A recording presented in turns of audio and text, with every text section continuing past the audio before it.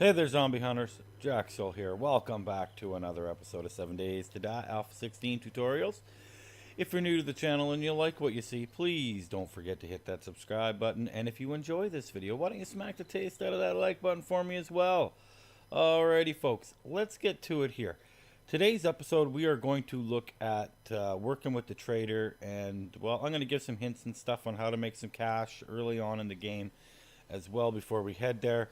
So let's take a look here. One of the things that I really do enjoy doing is grabbing gas cans. Early on, you find a town, they're pretty easy to come across. There's multiple gas cans throughout a town. I'm wondering if they're honestly if they'll nerf it, because there's one up there. You hit these older ugly buildings, and you find one on almost every back porch. So they're not hard to come by. They're quite easy. There's like 5 at the gas station, 4 or 5. We got the car dealership over here. Let's just go over there, take a quick little peruse. There may not be one in the car dealership. I haven't been in here in a while, so there might be inside. Let's take a quick look. We got a little bit of gas in there.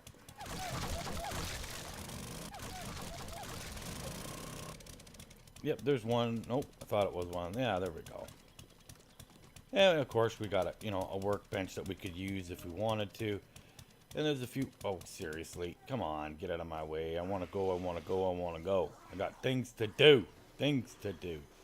We're just gonna leave the zombies alone right now, unless we get too many for our trouble. See, like I was saying. There's gas cans everywhere. You come to a town, you're not going to be hurting for gas, that's for sure. Especially if you have a wrench. Or you're near a desert and you're able to pull up oil shale and have a chemistry station nearby to make gas, and you know how to make gas. Well, gas cans become cash in my world. I have no problem finding gas. Others may have a little bit of difficulty with it, but I personally do not have a problem getting gas. And, well, as far as an early game item to be able to sell, you cannot really go wrong. It's got some value to it, that's for sure. Now, there is a trader over in the yonder here, and we're going to head that way. There's other places to get gas cans. There's one particular place. There's a fuel refinery, I think is what it is. And there are like 30 gas barrels inside. It's just a haven for getting gas. One of the other things that I do like to do early on in the game, if I can't find what I'm looking for, is I come over to these. And let's just throw away some of this stupid stuff. And let's come over here. It doesn't really matter what tool you're using. They all work. Cloth is so easy to pick up. And one of these campsites here will net you quite a large amount of items. Maybe not the best place to go looting, but if you're looking for something that has the potential for you to get, maybe a cooking pot early on in the game, campsites are great. Look at that. What have we got? Cooking pot. We're gonna scrap that though. We don't need a lot of this stuff. We're not worried about it. What I'm doing here is I'm just trying to grab an assortment of items that you would find in your in your first few days of traveling around, what you're going to find, and we're going to go to the trader with it. Because what I like to do is, well, we'll just pretend like we grabbed a ton of cloth. We can get probably about 300, 400 cloth from these tents. So I will totally decimate a campsite and take every last bit of cloth that I can get my hands on, and then head to the trader. If I find a trader, I got one right here, I'll scour the, especially day 1. I scour day 2. That trader you initially first get is is is is is your gold mine. So early on, like animal hide. Was that a landmine? Let's find out. No, it wasn't. Just just to trick you. Okay, so we've got an assortment of stuff here, but let's bump this up a little bit. We don't need the beaker.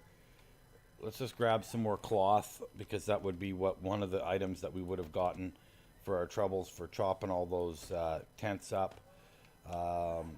And outside these places here, this is epic. If you got a little further out, I will, if this place has what I'm looking for, I'll set a bedroll up just right here, and I will pilfer the area, especially in the wasteland. It's not so great in the forest. You're gonna have a harder time doing this, but the wasteland is phenomenal for being able to grab a shit ton of scrap, and this would work with even a crappier tool, just not as fast. You know, I will loot the entire area of everything I can possibly find within a, you know, half a mile radius around the trader if I have time. And then let's go into the trader, and we're going to take a look at a few things inside the trader. Now, he's always got food, which I will steal all his food every time. He's got a working chem station, which is phenomenal. Probably not going to have a working forge, no, my luck. But he does have, they all have something. And it always says if it's destroyed or not. And yeah, it's destroyed. He's got some cement mix there. You know, you can loot every little piece of garbage that he's got and sell it back to him, quite honestly. And he's got a working forge. So I would stay here. I would go find myself a patch of clay. I would sit here day 1. I would pack this as full as I could with my scrap iron and clay and burn this thing and just keep using it. Use it all day long. Get all the forged iron I can so I can start making tools. And I might even dig in and just drop myself a little hole in the ground just so that I can use this forge for the first day or two until I get my own built. And then you're golden. Make my anvil here, everything. Do whatever I can possibly do here at the trader. Okay, so with that said, now let's take a look at, okay, we're going to look at our stats really quick first. Now, I know my barter is already quite high. Helps if I actually type barter. My barter is already level 83, so I'm getting 50% more cheaper and getting more money for what I sell. So, and it doesn't take long to level this up. So we got 173 cloth. Let's sell them that. That's 600 dukes. Why not? Why wouldn't we sell it to them? And saying, well, we'll do the other full stack. Why not? That's almost 1,000 dukes for our trouble. And, you know, as far as schematics go, I would, if I've already read it, great. If I haven't, obviously I'm going to read it. We're going to sell these off, though. We're just going to see how long it takes to get the next level up. And arrows, yep, we could sell them 5 at a time. Early game, this stuff, I probably, if I have lots of stone arrows, I'm probably going to sell them just to get the dukes. Headlights, believe it or not, headlights, especially later game when you start getting 50, 60 headlights. These, look at that, 176 dukes for one headlight. That's phenomenal. I'm selling all this stuff off because it really doesn't matter. I'm just trying to get the level up here. Painkillers is another one. Very lucrative for selling. You get so many of them in the game, and if you get to a point where you don't need them anymore, bada bing, bada boom. Making some money. Now, I think we went up a level. Let's take a look. Yep, I went up a level. And I've already got enough. And you can sell things like cloth individually if you really want to. I don't waste the time, though. Some folks do it because they want to They want to get that level up faster. I find it goes pretty fast as long as you're always selling them something. And that's why I will go around the outside edge, pick up cloth, you name it, come back, sell it to them.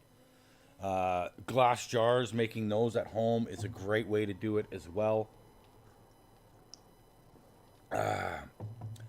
And as far as doing stuff in here, when we go to our scavenging, let's just backspace that out. Now, we've got Quality Joe and we've got Secret Stash. Now, early on in the game, I will hit Quality Joe up for a couple of points. Usually, if I can. Once I get to, you know, that scavenging up to, what, level 40. That's not too hard to get. Really, it's not. But I will at least try to get my Quality Joe for 1 point when I'm looting. It's just, it makes, I will not go into a building that has good crates in it till I at least have one Quality Joe. It makes no sense. The game's not that hard. You don't need a gun day one. You could probably wait till day 6 or 12 before getting an actual good gun.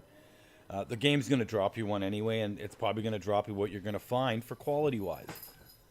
Like, if you kill a zombie and it's got a pistol, it's going to have a level 60 pistol. You may not even be able to make a pistol at that point. So, getting parts for a gun that you can't put together, that's lower level, you're better off, in my opinion, to wait till you get your Quality Joe up at least one. And Secret Stash. This is the one that everyone's skeptical of, and this is why I'm making this video, actually, because it was asked of me. Thank you, Kramer. I appreciate it. You gave me well, I had already been thinking about doing it, but you made me want to do it. So there we are.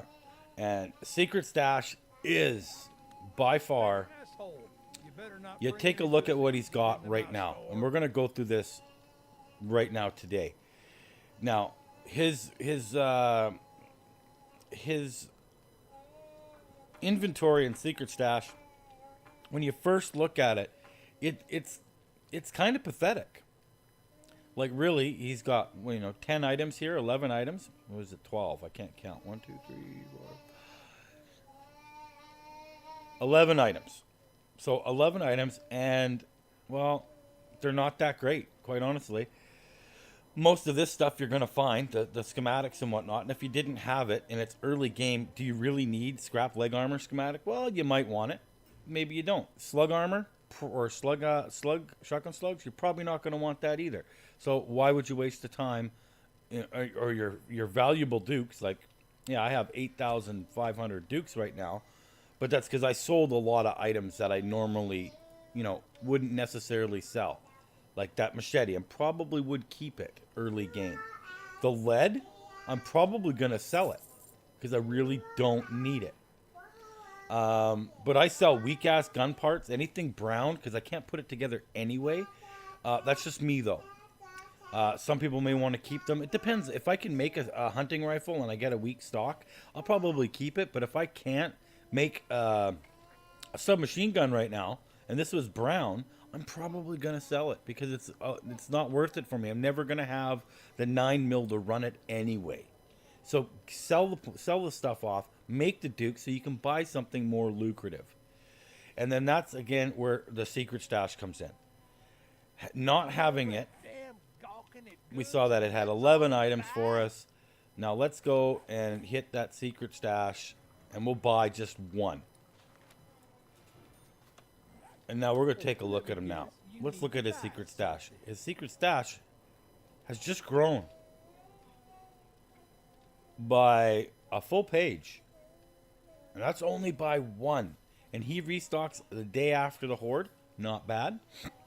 So, you know, you might find what you're looking for here. Maybe you need that pistol book. Hey, look at that. He's got a pistol book. The amount of stuff that he gets now is, well, you can see. It's pretty much doubled. Some blade traps showed up. He's got a full chainsaw. You know, all of which I probably wouldn't be buying. Early game, I'd be looking at if I had. I usually get probably day, if I find a town with tons of fuel barrels. Let's sell them that right now. Fuel barrels, 300 each. There's $2,000. If I hit one of those oil refineries up and I have Like, well, do the math. If I have 35, say, that's 5 times more than what I have right there. I'll have 12 grand. I'll have a gun. Easily. I'll buy a pistol just so that I have one. Or a shotgun. Oh, maybe he's got a weak shotgun. If I can't put it together, I'll buy it. And Secret Stash is so helpful for that.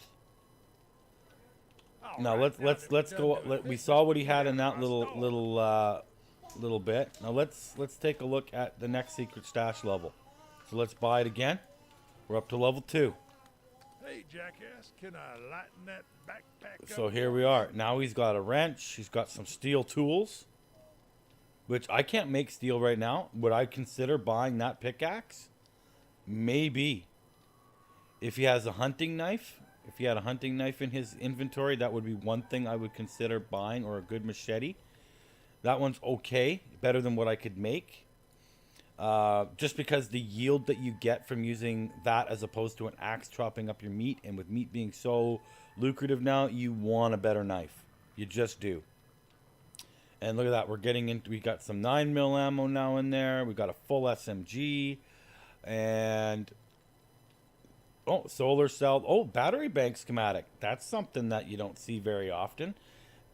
Oh man, that would be something worth buying if I was playing this game. I would consider early on getting the battery bank, because I know how many batteries drop in the game now. They outnumber engines 2 to 1, 3 to 1, which is kind of dumb, but that's just seems to be. I wish you could make an engine, but hey ho, you can't. So we have 3 pages now, and when you hit that next Quality Joe, or next Secret Stash, you're gonna get 4 pages. And it's going to open it up even more. So let's do this anyway. Let's buy up the 3rd one. Why not? And let's take a look at how much this improves. Secret Stash. Now there's a generator in there, some dart trap. There's chainsaw parts. There's a really good wrench. There's something. 1,300 dukes. Not that expensive. Early game. Well, you wouldn't have that early game because of Secret Stash. You'd need to be quite further on. But you see what I'm saying about the Secret Stash? It increases your chances of getting something way better. At the level that I'm at now, I would probably be pretty close to day 22. No, I would probably be more day 30 about for this to be able to have this Secret Stash open that far. To be perfectly honest, it's between day 20 and day 30, somewhere in there. I will have that Secret Stash by 3. I will stop getting Quality Joe just to get a better Secret Stash because of what's available, and it's so easy to make dukes. You know, you could sell them scrap iron. You know, if you have lots of scrap, like this wasteland is full of it, you know, maybe I would look at, if I was higher up and I want to make some cash and I found those steel tools. Oh, the steel tools are not in here anymore.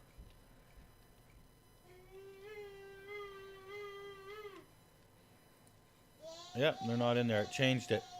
And that's fine. It does change it. I should have remembered that it would change what's actually available in here. But I will hunt traders down early on in the game just to be able to do this. And you know, with this pickaxe, say this is the one I bought, going out and grabbing more scrap to sell him more scrap, it just makes sense. Getting the tokens so that I can buy something better. Maybe he has auger parts. Maybe I drive to the next guy, he's got the auger blade. Maybe it's not a very good one, but it gets me where I need to be. So that is how I deal with the traders early game. And going through him and picking through all of his stuff. Stupid loudspeaker. Going through all these places. Oh, he's got a destroyed workbench, so this place is okay, but it's not great. It's got a working forge, like I said. I would use it, sell him back every last piece of crap that is in here that I don't need. I know for a fact, the way this game works, that I'm going to have multiple opportunities to get more dukes. Sorry, I have to talk to my daughters there for a minute. But I know for a fact that this game does give you multiple opportunities to make tons and tons of dukes. Just hitting this town here and going to this town here and, you know, this town here, these 3 towns right here, if I were to camp right there and then make that my little hole in the ground right next to the trader, I am centralized. This would actually be a decent area because there's desert, snow, wasteland, and forest not too far away. So you can see what I'm saying here. The trader is your friend. Use him. He may talk mean to you, but you know what? The guy might be a jerk. But honestly, going in there and boosting yourself up with that quality Joe or the scavenge, what you call it, secret stash. I can't even talk today. Over the quality Joe is night and day. So keep that in mind when you're starting out early game. Selling the trader back his own goods, getting as much scrap and stuff to sell, unless you need the scrap. But me personally, if with the way this forge is working here, I probably wouldn't sell him the scrap and be using the scrap in the forge and make him get my first set of tools. If this is where the game planted me, that's what I would be doing.